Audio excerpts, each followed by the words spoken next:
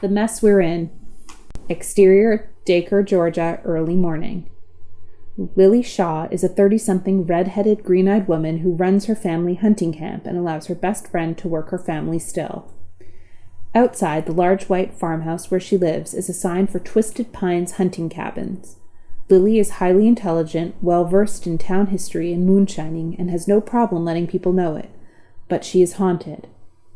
She never speaks about her sister's death, and most people in the town blame her, though it wasn't her fault. However, her ambition is seen as the reason for her sister's difficult life. She never addresses this and buries it deep. Her nephew is all that matters.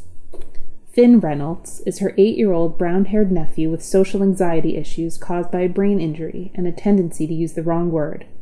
He is dressed in overalls, similar to early 1920s moonshiners. His mother was Lily's sister, and both his parents and Lily's parents died 8 years ago on one tragic night, forcing Lily to leave Georgetown and a prestige doctoral program to raise him. Now they only have each other. End of May in a very small town in Georgia. A television show on moonshining is looking for extras in the area. Lily and her nephew Finn are walking from their farmhouse to the city hall in downtown Dacre. Exterior, downtown Dacre, early morning. Lily and Finn are walking from the house to downtown, only a mile, to the audition when Lily stops in front of a closed-open storefront. She looks longingly at the store. Finn takes her hand, his mouth pinched. Don't worry, Aunt Lily. You'll have your museum one day. It'll be just like the Smithsonian. Maybe. And it's the Smithsonian. She ruffles his hair and they continue walking. Exterior, Dacre City Hall, early morning. At the city hall, there is a line of people waiting to audition. Finn freezes at the number of people. He shoves his fists into his pockets as he does when he gets anxious and stops in the middle of the sidewalk. He curls into himself.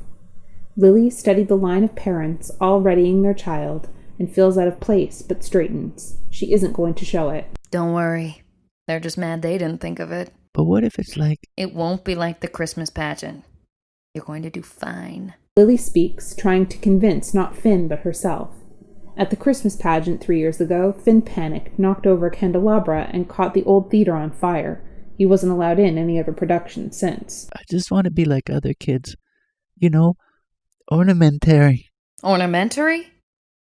You mean ordinary? No, you don't want to be ordinary or ornamentary.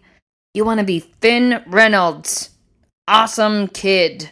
Finn stands firm, both hands in his pockets. Lily bends to address him eye to eye. If you want to try, then we'll try. There's no harm in trying. But if you don't want to... Finn kicks at ground. Harvey Daniels, the local newspaper owner, appears. He is paunchy, balding, and doesn't like Lily. She doesn't care for him either. Harvey was in love with her sister and places blame solely on Lily. He doesn't like Finn either, because the boy is not his. Overalls? You think that's a good idea? Harvey, why are you here? Covering the audition? You're not thinking of doing it, are you?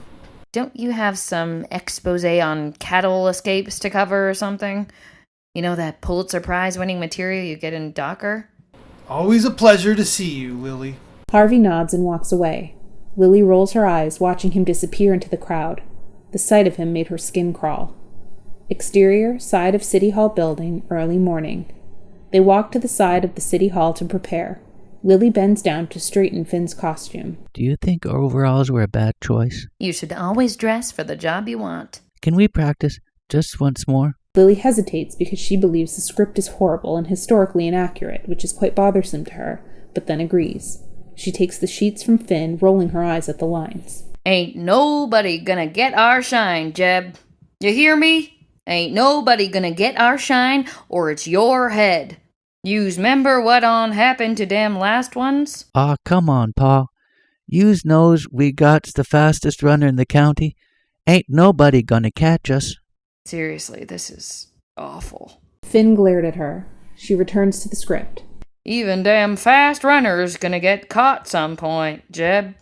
But I have faith in ya. Pa, if and I don't come back, I need you to know I did it 'cause I wanted. I ran to prove I could. And I promise you, I ain't gonna get busted. There ain't a man alive who's gonna catch us. Godspeed, Jeb. Not that you need it. Pa? Yeah, Jeb. Nothing. Finn stood silent as Lily reread the passages, shaking her head. It really bothers her. Well? Lily doesn't pay attention. Dutch Sturgis, an actor, hangs out of the bathroom window above them inside of City Hall, smoking. He has long brown straggly hair, blue eyes, and stubble. He's been watching them the entire time, intrigued by their interaction. Not bad, kid. You really got something there. Finn glanced up, making eye contact with Dutch. Thanks. Lily looked, surprised that Finn spoke to someone he didn't know. His hands were not in their pockets, and he was completely relaxed. She glances up at the actor, confused.